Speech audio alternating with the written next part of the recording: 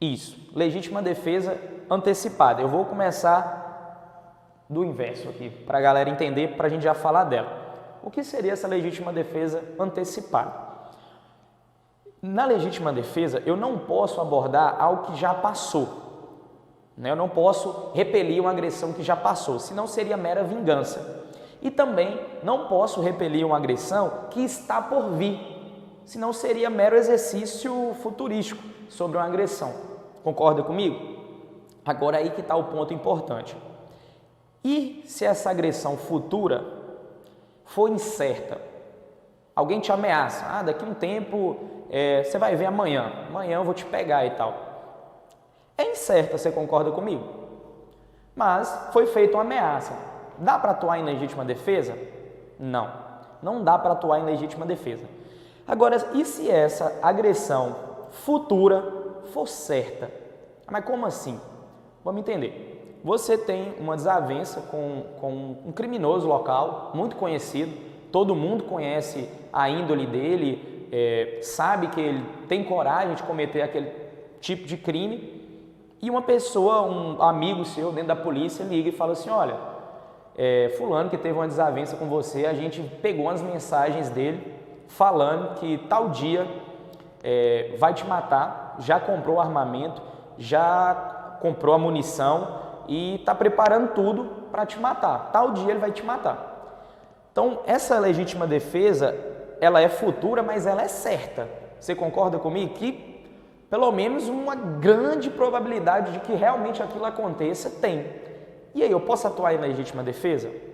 Nesse caso, existe a legítima defesa antecipada. Concorda? Só que essa legítima defesa antecipada, ela vai ser aplicada quando exigir a inexigibilidade de conduta diversa. Quer dizer, quando a maioria do ser humano médio, naquela situação, utilizaria de repelir essa agressão. O exemplo é o seguinte, nesse mesmo exemplo aí, imagina que, poxa, depois de eu ter todas essas informações sobre o local, munição, armamento, conversa, eu me antecipo, vou lá e mato meu desafeto, me resguardei, poxa, ele já estava se preparando, ele já estava com todo o armamento pronto para me matar, eu fui e tomei a frente e matei. Nessa situação, você concorda comigo que a grande maioria da população no meu local faria a mesma coisa? Então, essa conduta, não existe a inexigibilidade, quer dizer, não é possível você exigir uma conduta que não seja essa de um ser humano médio.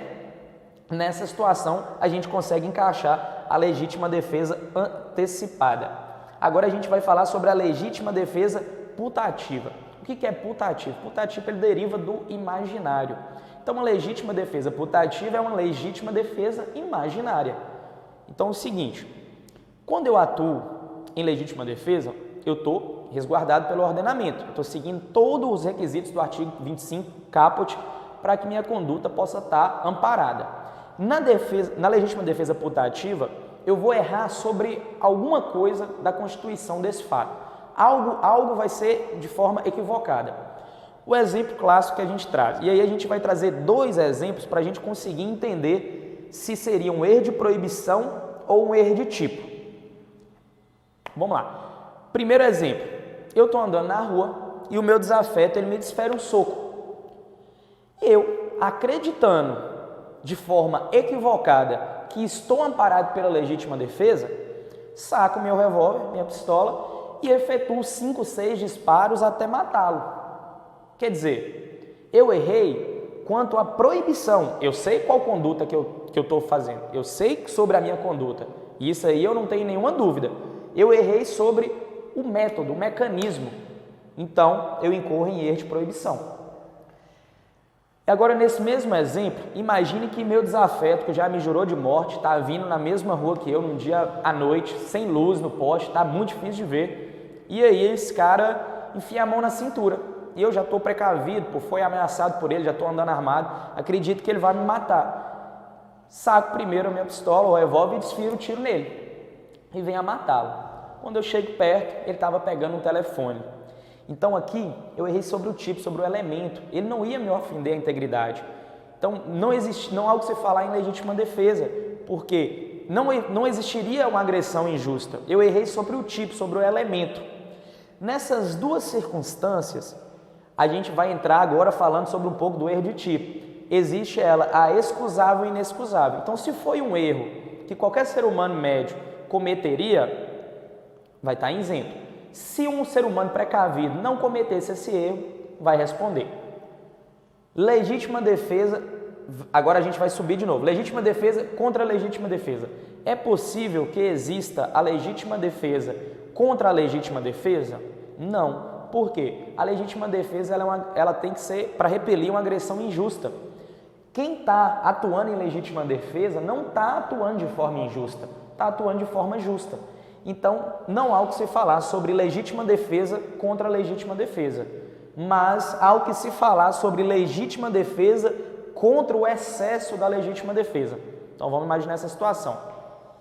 Eu comecei a desferir um soco contra meu desafeto. Desferi um soco e ele, de forma justa, repele aquela agressão me desferindo outro soco. E eu caio no chão. Só que no que eu caio no chão, vocês concordam que minha primeira agressão ela já cessou. Não há o que se falar mais na minha primeira agressão. Já repeliu. Então, já usou a proporcionalidade, parou, cessou. Tudo que vem dali agora é excesso. Ele, não satisfeito, começa a me chutar. E aí ele começa a me chutar no chão, incorrendo em excesso. E o excesso é punível. Então, o excesso se torna injusto. E se tem uma agressão injusta, eu posso atuar em legítima defesa. Então, a legítima defesa do excesso da legítima defesa é possível sim.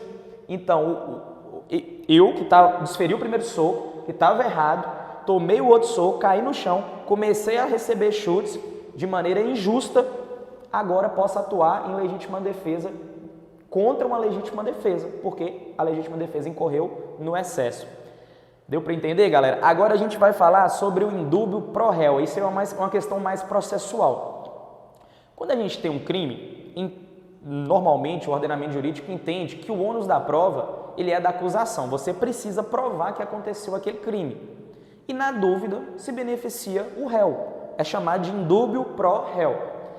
Na legítima defesa, se comprovado que existiu a agressão, vamos dar o exemplo do homicídio na legítima defesa, quando você matou utilizando a legítima defesa. Então, está comprovado o homicídio, a gente tem o crime, está perfeito, a gente sabe quem é o autor. A questão é a legítima defesa.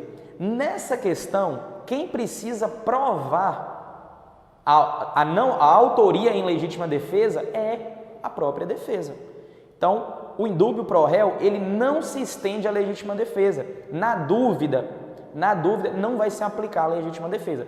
Só que agora os doutrinadores já entendem o seguinte, se essa dúvida for uma dúvida contundente, quer dizer, não é uma mera dúvida, é uma dúvida razoável, realmente é algo que se pensar, há indícios de uma legítima defesa. Aí nessa situação a gente pode aplicar o princípio indúbio pro réu.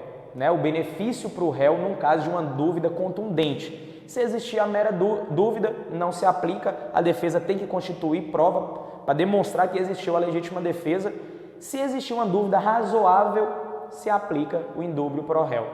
Deu para pegar, galera? Deu para a gente entender as excludentes de licitude, a gente passou pelo estado de necessidade, passamos pelo legítima defesa aqui, detalhando passo a passo, estrito cumprimento do dever legal, exercício regular de um direito e ainda uma causa supralegal, que é o consentimento do ofendido. Vamos só voltar nos exemplos da 5 para fixar bem.